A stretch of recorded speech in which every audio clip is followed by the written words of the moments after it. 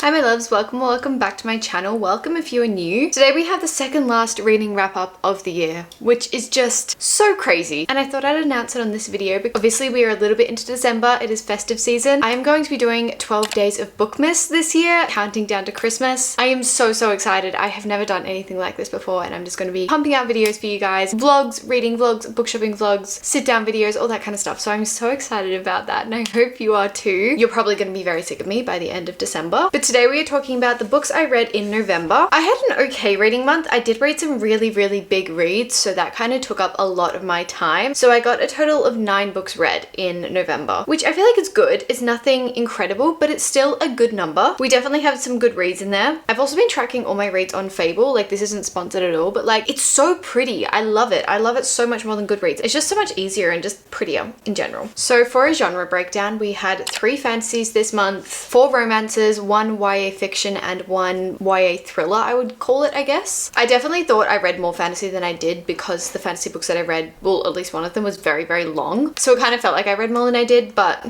nevertheless, that is what we read this month. So without further ado, I'm just going to get started. The first book I read in November was on my Kindle, and that was Heat of the Everflame. This is the 3rd book in the Kindred's Curse saga, so it starts with Spark of the Everflame, then Glow of the Everflame, and then Heat of the Everflame. Spark of the Everflame is like 400 pages or something. Glow of the Everflame is like 600. This one was over 1,000. So I was so scared to pick this up. Like, it just had been scaring me for a long time. Reading it on Kindle definitely helped. And these are all on Kindle Unlimited, by the way. But yeah, it definitely helped. It made it a little bit more manageable. And I do think it flew by. Like, for 1,000 pages, I read this in like a week. And I really expected it to take like at least 2 weeks to kind of let me get through it. But I actually really enjoyed it. Obviously, I won't talk about the 3rd book, but the series as a whole, if you don't know, we are following DM and it is set in this world with mortals and descended. The descended are like magical folk that kind of rule over all the lands, and the mortals are kind of the more middle class, lower class citizens. They really just get like suppressed by the descended. So there's a big divide between the two. However, DM's always kind of crossed over between those two because her mother is a healer for the descended. The world in itself was really interesting to me, having like magical folk around again, all that kind of stuff. Like, I just absolutely loved. And it has this like whole feeling of just, you get excited whilst reading it. Like, I was so excited whilst reading this entire series. It is also a very much a slow burn, which I love in my fantasy books. I would much rather a like 4-book slow burn than a like 1-book enemies to lovers. Like, I'm just such a slow burn girl. So for Heat of the Everflame, I really enjoyed it. I do think it could have been a few hundred pages shorter. Like, I do think it could have been a little bit shorter than it was. It was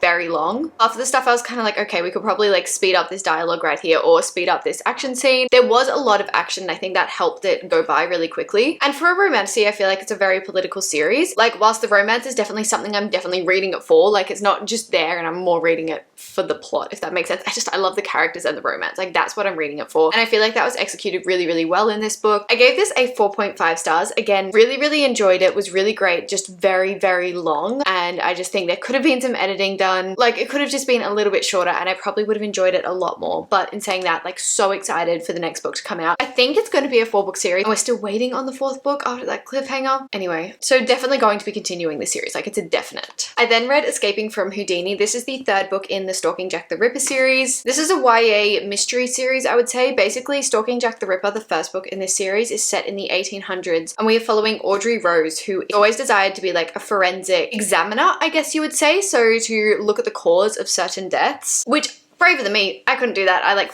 flinch at any kind of gruesomeness stuff. Except obviously in the 1800s, girls aren't meant to be forensic examiners. So she kind of does it a little bit secretly. So through this series, she's basically just solving crimes. Obviously the 1st one's based off Jack the Ripper, so it's based off true events, but everything around it is fictional. Like, characters are fictional. The actual plot of the story is completely fictional. It's just got a few little true facts in there and it has that all at the back. Like, it tells you what parts are fictional, what parts are inspired by true events, which I think is really good as well. So this book though, we were set on a ship and it was about 2 magicians called Houdini and Mephistopheles. I loved it. If you like Now You See Me, like, this literally felt like Now You See Me, but set in the 1800s on a ship. Like, that's literally what it felt like. There was so much mystery and just like, it definitely kept me second guessing a lot of the time. I do think there was like this added little bit to the story that I felt like it could have been kept out, and it definitely made me question how much I liked our main character. Still love her, but like, it made me question things, but I don't know, that's probably what the author wanted. But I just really enjoyed this one. I definitely enjoyed it more than the second one. I'm giving this a 4.25 stars. They're just really fun, easy series to read. And if you like YA crime, YA mystery, all that kind of stuff, I feel like you'll really, really enjoy this series. It's very fun, very fast paced, and we do have a little line of romance in there as well, which is always fun. I then quickly read the Austere Academy by Lemony Snicket. This is the 5th book in the series One Fortune Event series. If you guys watched my last wrap up, you know I am doing a reread of this series at the moment. It is one of my favorite series of all time. I read it when I was really young, and it just has such a sentimental place in my heart. Like, rereading these books, you can do it in like a sitting. They're so quick, they're so fun. I love Lemony Snicket's writing. I love the way he creates characters, how he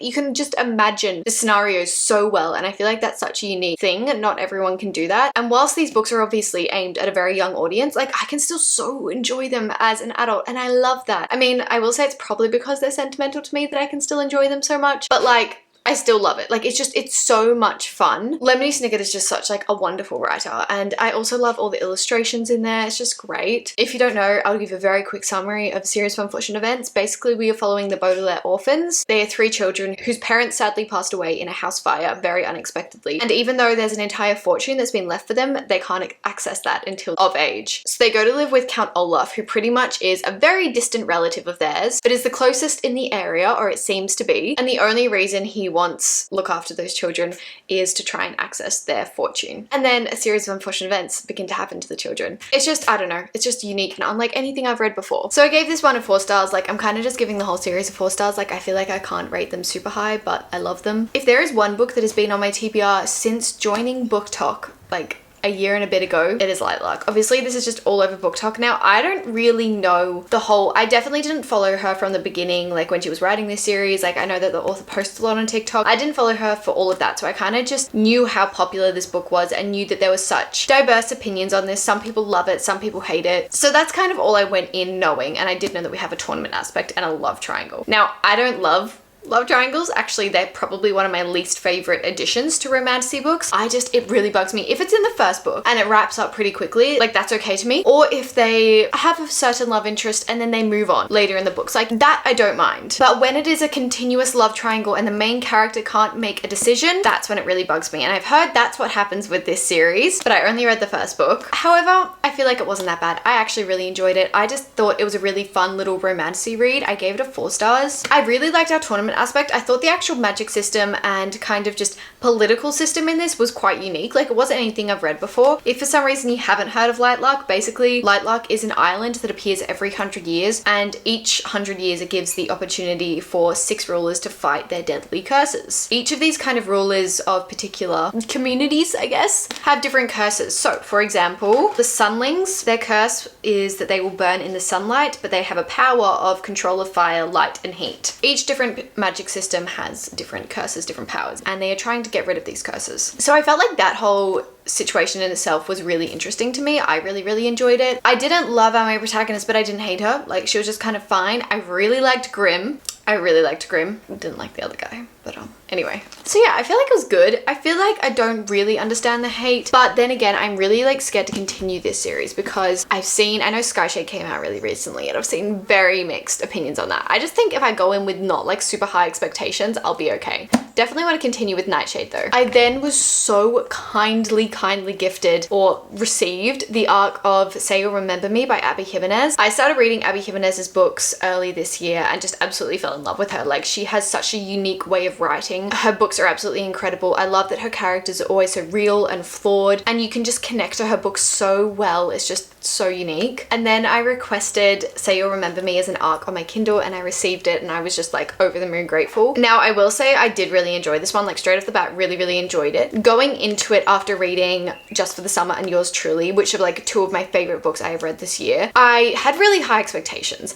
and to me this kind of rated the same as Part of Your World. I really enjoyed it. I really did, but certain tropes just weren't for me. So Part of Your World is an age gap romance, and that's something I really struggle to read. Don't Don't ask me why, because I have absolutely no idea. And then in this one, we have an insta-love trope. So that was kind of hard for me to get past as well, but like not that bad, honestly. And again, somehow her characters are so unique. They're so beautiful. I love them so much. In Say You'll Remember Me, we are basically following two characters. One is a veterinarian. He has his own clinic, and the other is, I am really struggling to remember their names at this moment. I am so sorry. Hang on. I'm looking up the characters' names. Okay, so the veterinarian's name is Xavier. We love Xavier. And our main girl protagonist is called Samantha. Okay, so one day, Samantha comes into Xavier's vet clinic with a very sick little kitten she has found on the side of the road, abandoned. And she's like, you need to save him. And Xavier takes a look and is like, look, the only way you can save him is through surgery that would cost about $10,000. And I'm guessing you don't want to do that for a stray kitten you just found on the street. Samantha is like,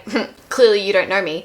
And she goes and fundraises $10,000 to save this little kitten and ends up keeping this kitten. And Xavier is like very impressed. And that's pretty much their little meet cute. As always, there is something a lot deeper to this story. Like Abby Jimenez always has that. And I just think she really represents mental struggles so well. Like in Yours Truly, anxiety, social anxiety is really well represented. In this, I feel like commitment and knowing your self-worth is really well represented. And that's something I really appreciated in this one. So I gave this one a 4.5. Like I loved it. It wasn't quite a 5 stars like Yours Truly was, but it was still really good, and like get excited for the release. It was so good. I then read The Rogue King by Abigail Owen. So if you don't know, Abigail Owen also wrote The Games Gods Play, which has been one of my favorite romance reads of the year so far. And this series of hers, the Inferno Rising series, just got re-released, I think, republished. And so I was very excited to pick this one up. There are 4 books in this series, and I would say this is like a paranormal romancy series. It's definitely on the spicier kind of side. I wouldn't say it's dark fantasy romance, but like it kind of gets that feel. If you like Fourth Wing, I feel like you will love this. It's definitely an adult romancy. But basically we are set in a world with dragon shifters, phoenix shifters, werewolves, vampires, like as many mythical creatures or mythical beings you can imagine possible. And then we also have magic on top of that. Like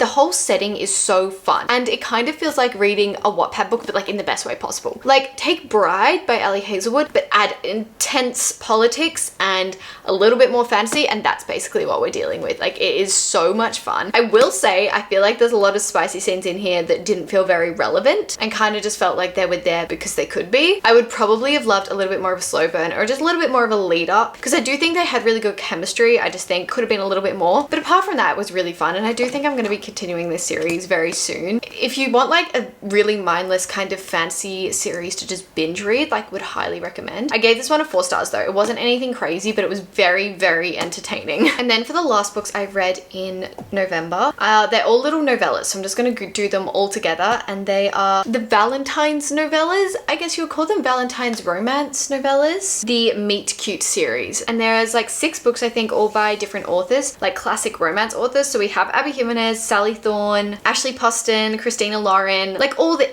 romance authors. I love it. So I only read 3 of these because I read them towards the end of the month when I just needed a little brain break to get out of my head, and they were very cute. So I started with Exception to the Rule by Christina Lauren. This one was definitely my favorite that I read. I love Christina Lauren. I think they have such a fun way of writing. I love the Honeymooners, Love in Other Words, all of that kind of stuff. Like I'm obsessed with them. And this one was really cute. It was basically like this email chain between 2 students who accidentally, one was trying to email a professor saying, I'm going to be a bit late on my research essay, and she emailed back and was like, hey, I'm a student, not a professor, you might want to try and email him. And she's like, but thanks, nice little Valentine's note, only one I'm getting today. And then they start this tradition by emailing each other every year on Valentine's Day. So it's like takes place over heaps of years, but it's so cute. Like it was just so sweet to read. And then I read The Worst Wingman Ever by Abby Jimenez. This one was really cute as well. Even in a like 100-page story, somehow Abby makes you tear up. Somehow she just adds like this little emotional roller coaster for you to just go, oh my gosh, okay. Oh, sorry, I forgot to say before, I gave The Exception to the Rule 4 stars, and I gave this one a 3 stars. It was good. It wasn't incredible, but like it's a novella. It can't be that amazing, but it was really fun. Worst Wingman Ever is about someone who puts a note on the wrong car, and they start this exchange through notes on each other's car. And that's their little meet cute. It's very cute. These are all set on Valentine's Day, by the way. And then I also read Rosie and the Dreamboat by Sally Thorne. I hadn't actually read anything by Sally Thorne before, and like, I don't know how I felt about her writing. This one was my least favorite. I gave it a 2.5 stars, mainly because I just didn't love the characters. They kind of were a little bit like too cutesy cringy for me. Like, I don't mind a little bit of cringe, but like when it's a little bit too much, I'm kind of like, oh, okay. So they were a little bit too much for me. But apart from that, it was really sweet. I did enjoy it. I don't know, it didn't connect to me too much. Rosie and the Dreamboat is about Rosie who takes her sister to a spa. They're meant to be doing a couples spa, but she just takes her sister. And Rosie gets stuck in like this like water tank type situation where you like float and relax, and it's meant to like detox you and everything. But the lid closes shut and she can't get out. And so these firemen have to come and get her out. And it's basically about firemen that is trying to get her out and calming her down while she's in there. So it's very cute, but I don't know. It just, the characters just didn't really do it for me. And so that's the reason I didn't love it as much as I wanted to. But those are the 9 books I read in the month of November. I think that's 9 books. Thank you so much for watching today's video. If you made it to here and you're a usual viewer, you know what to do. I don't do this every video, but some videos, if I'm in the mood, I feel like it. And if you made it to here, comment a little fairy emoji just so I know that you watched till the end, because it makes me so happy and I love going through and replying to you all. I just love like talking to you guys, and because I feel like I'm talking to you when I'm filming. So I love having little conversations with you. Thank you so much for watching today's video. I'm so excited to start Bookmas, like cannot wait. I hope you guys are having a wonderful festive season, and I will see you in my next video.